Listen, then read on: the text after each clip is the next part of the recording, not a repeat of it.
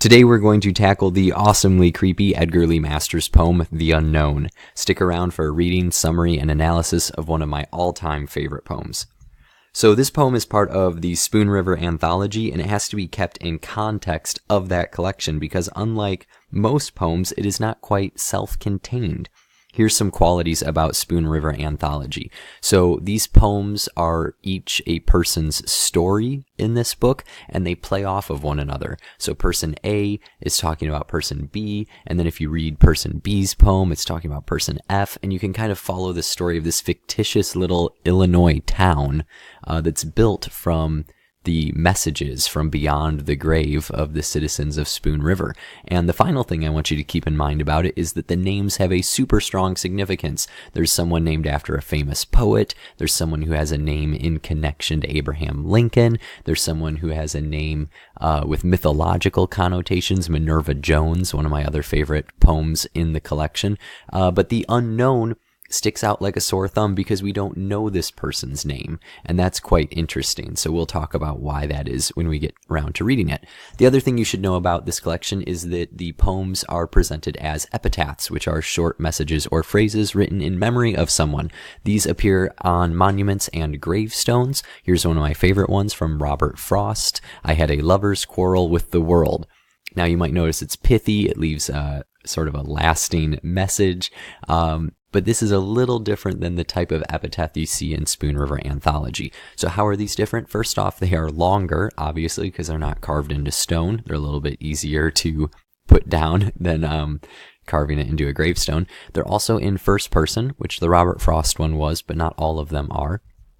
They highlight the cause of death, which is something that people used to put on their gravestones all the time, but nowadays we don't see as often. But in Edgar Lee Master's time, it was quite common. So you can find out how this person died most of the time when you read it.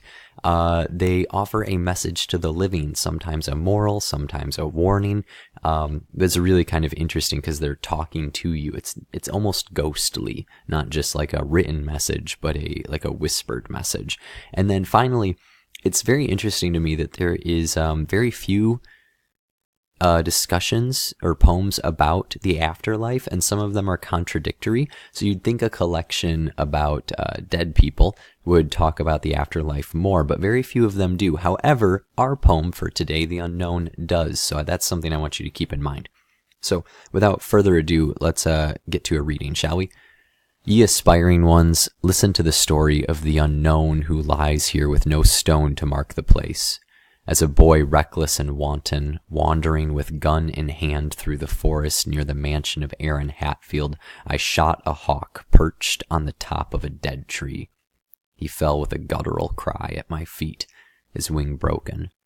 Then I put him in a cage where he lived many days, cawing angrily at me when I offered him food.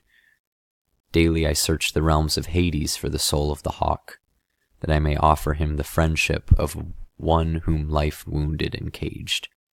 Oh, it's quite a atmospheric poem, and it's a really great one. But you might notice from the first two lines that the reason we don't know this person's name is because they are buried in an unmarked grave. So this poem brings up a lot of questions. There's a lot of mystery to it. So let's take a look at some of those. First off, why is the unknown in an unmarked grave? We might find an answer to that. Also, why does he shoot a hawk only to later show it hospitality? Right? He first shoots it and tries to kill it, but then he puts it in a cage and tries to give it food and heal it, which seems contradictory, right? And he kind of fails at both, it seems. So, finally, what the Hades does the ending mean? It's quite a confusing ending. Why is he searching for a hawk? What's going on? So we'll talk about that as well. I think the first key to figuring out these questions is making sure, and I say this all the time, but it's so important when you read poetry, that you know what all the words mean. So let's take a look at what some of those words are. The first one is aspiring. This is people who try and become something. You might be an aspiring poet or an aspiring athlete or an aspiring YouTuber, whatever it might be. So this is a warning to people who aspire to be something. So it seems like the unknown aspired to be something, but now here he is in an unmarked grave. The other word is wanton. It's not a word we hear a lot, but it is a violent, unprovoked act. act, sorry. So the boy is reckless and he is violent and he is unprovoked and he's wandering the woods with a gun just to shoot someone. Aaron Hatfield might be confusing, but that's just a fellow dead citizen of Spoon River, and he holds very strong religious beliefs. There's no mention of the unknown in his poem, or of his mansion, for that matter. But if you do read his poem, you'll see that he was a very religious person and seemed to be an upright person, so there's some contrast between the unknown and the person mentioned in his poem. And finally, Hades is the underworld in Greek mythology.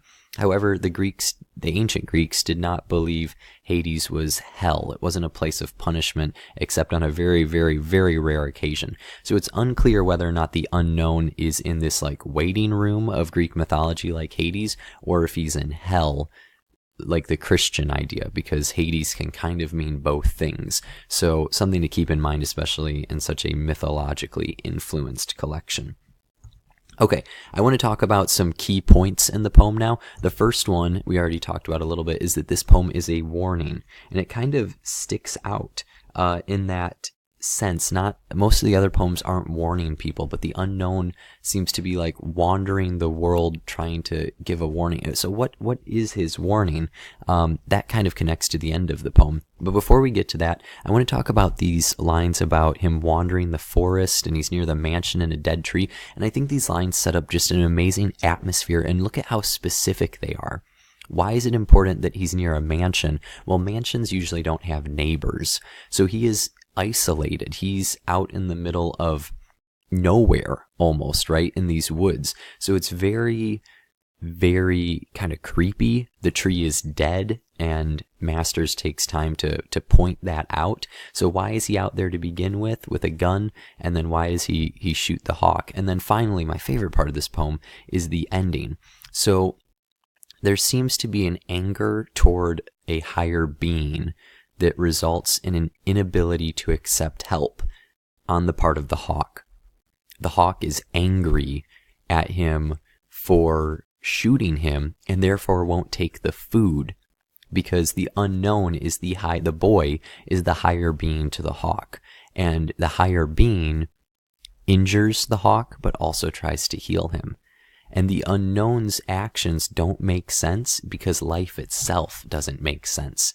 So it's this metaphor, right? Because the boy is like life to the hawk, and life is obviously life to the boy. So he finds this connection in the afterlife because he too was wounded and caged by life.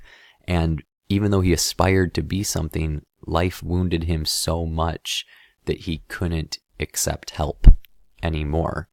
And we don't know how he died, but it certainly seems like a sad, sad story. But it creates this interesting metaphor that parallels the hawk. And now the boy wants to offer friendship to this hawk in the afterlife, which is kind of creepy, but also a little nice, right? He wants to find a friend. He's come around. He's not wanton and reckless. He's trying to warn people from that behavior. So that's the unknown for you. And I think it's quite a great message, and I hope it inspires you to pick up a copy of Spoon River Anthology and give it a read sometime, because it's a wonderful, wonderful collection. I'm from Illinois, so it's kind of jumped out at me, but if you've ever lived in a small town or visited relatives in it, you should connect to it. It's quite a gossipy, interesting little poem. So let's talk about lasting influence. One of the big things this influenced was a play of the same name, arranged by Charles Adman, and then that play, as well as the collection itself, was big in the Misner acting school, where it's a huge part of their curriculum, and that's a famous acting school. So these, if you're looking for monologues, these are great poems, not just for practicing reading, but also practicing building a character. So I hope that was interesting to you. Please feel free to ask any questions you have about the poem or offer suggestions for other poems in the comments. And I hope to see you next time with another piece of literature. Thanks for watching and have a good one. Bye.